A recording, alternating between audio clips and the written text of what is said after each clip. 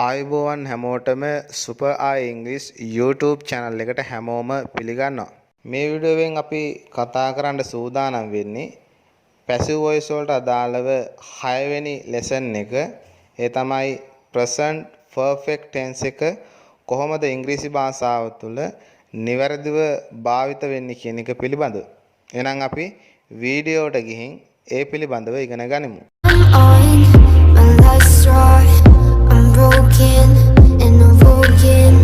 දැන් ඔබට මේ දකින්නට ලැබෙන්නේ active voice සහ passive voice වලට අදාළව වාක්‍යයේ ප්‍රධාන ක්‍රියාව active voice වල යෙදෙන ආකාරයත් ඒ වගේම passive voice වල යෙදෙන ආකාරයත් තමයි මේ chart එක මගින් දක්වලා තියෙන්නේ.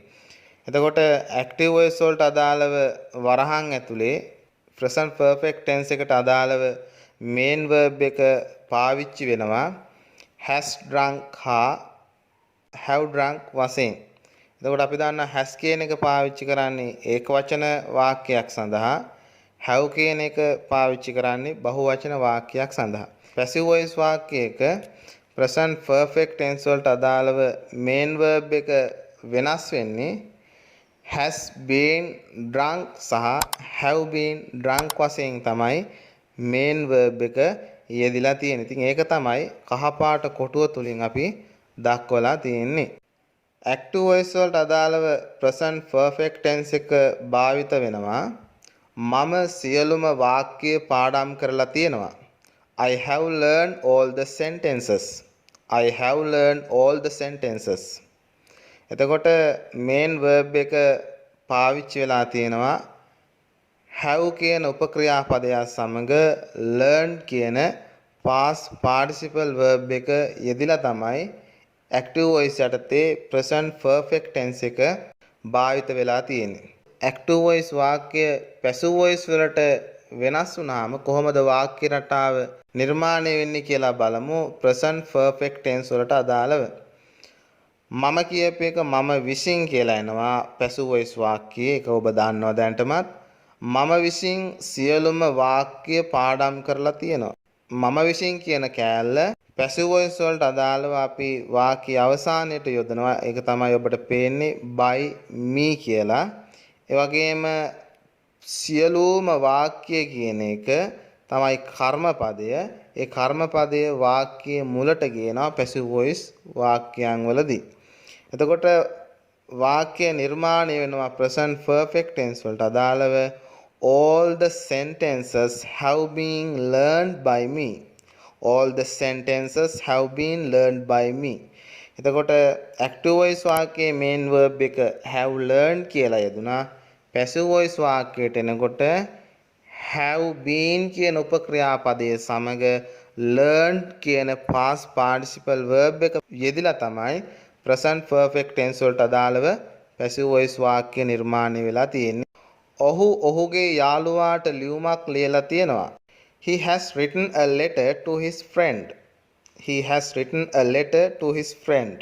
එතකොට මේ වාක්‍යයේදී has කියන උපක්‍රියාපදයේ සමග written කියන past participle verb එක යෙදিলা තියෙනවා. passive voice වල වාක්‍යයේදී මේදී සිද්ධ වෙන වෙනස බලන්න. ඔහු කියන එක ඔහු විසින් කියලා යෙදුනා. ඒ ඔහු විසින් කියන එක වාක්‍යයේ අවසානයේට යොදනා passive voice වාක්‍යයන් වල ඒක තමයි by him වශයෙන් ඔබට පේන්නේ.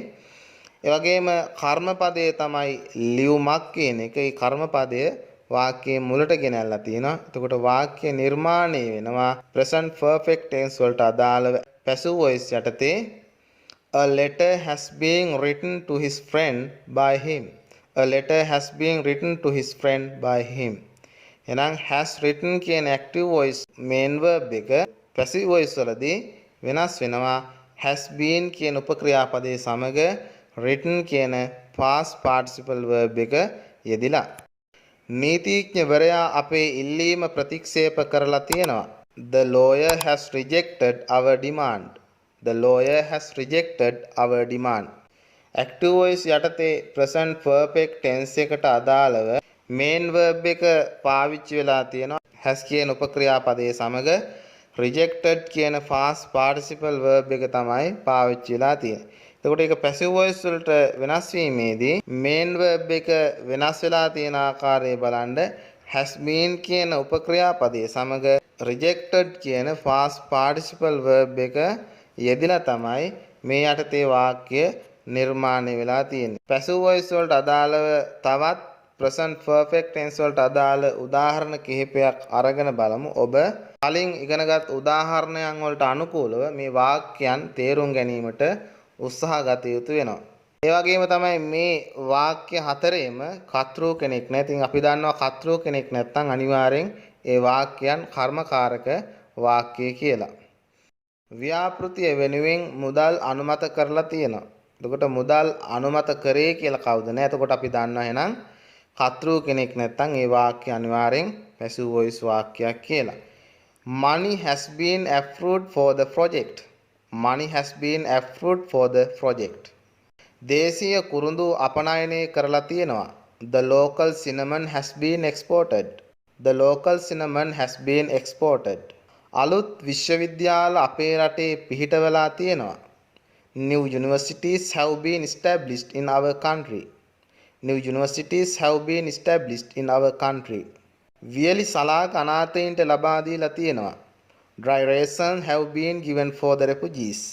Dry ration have been given for the refugees. passive voice වලට අදාළව 6 වෙනි lesson එක එහෙම නැත්නම් present perfect tense එක කොහොමද ඉංග්‍රීසි භාෂාව තුළ නිවැරදිව භාවිත වෙන්නේ කියන එක පිළිබඳව තමයි මේ වීඩියෝෙන් කතා කරේ. present perfect tense වලට අදාළ වාක්‍යයන් පිළිබඳව අවධානය යොමු කරමින් ඔබේ දැනුම තව තවත් වැඩි දියුණු කරගන්න ඔබ උත්සාහ කළ යුතු වෙනවා. ඒ වගේම තමයි අපේ Super I English YouTube channel එකේ ඔස්සේ ඔබ ඉංග්‍රීසි වීඩියෝ නරඹනවා වගේම තවත් කෙනෙකුට මේ වීඩියෝ නැරඹීම සඳහා අනිවාර්යෙන් මේ වීඩියෝ ෂෙයා කරන්න කියලාත් ඔබට මතක් කරනවා. ඒ වගේම තමයි අපේ YouTube channel එක තාම subscribe කරලා නැත්නම් අනිවාර්යෙන් subscribe කරන්න කියලාත් මතක් කරනවා. එහෙනම් passive voice වලට අදාළ තවත් lesson එකකින් ඉදිරියේදී හමු වෙන බලාපොරොත්තුෙන් මේ වීඩියෝවෙන් සමු ගන්නවා.